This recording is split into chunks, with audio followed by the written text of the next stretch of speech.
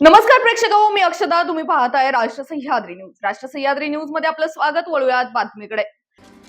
दिंडोरी तालुक्यातील खतवड येथील बिरोबा वस्तीवर असलेल्या कुक्कुटपालन पोल्ट्री व्यवसायामुळे दुर्गंधी व माशांचे साम्राज्य पसरलंय.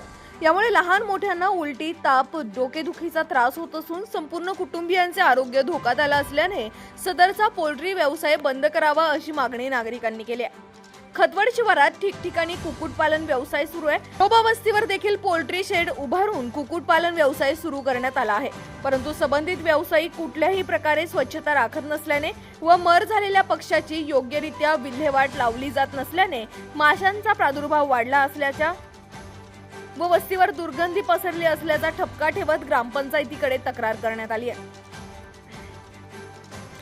माशांचे साम्राज्य व वासामुळे घरातील लहान मोठ्यांना उलटी, मळमळ, ताप व डोकेदुखीचा त्रास होत असून घरातील माणसांना शारीरिक व मानसिक हानी सोसावी लागते व त्रास आम्हाला सहन होत नसून आमच्या जनावरांनाही या माशांचा मोठ्या प्रमाणावर त्रास होत असल्याचे व शेतकरी वर्गाने प्रतिनिधींशी बोलताना सांगितले.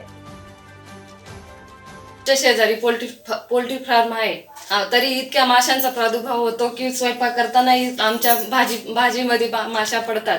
आमच्या घरामध्ये लहान लहान मुलांना त्याचा दुष्परिणाम होतो. उलट्या जुलाबाचे आजार पसरतात.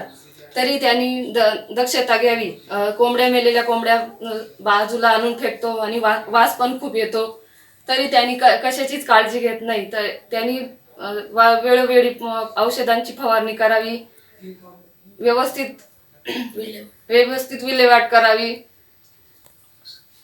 हे बघा, ह्या माशा तरी झाडून अशा काढलेल्या आहेत खाली.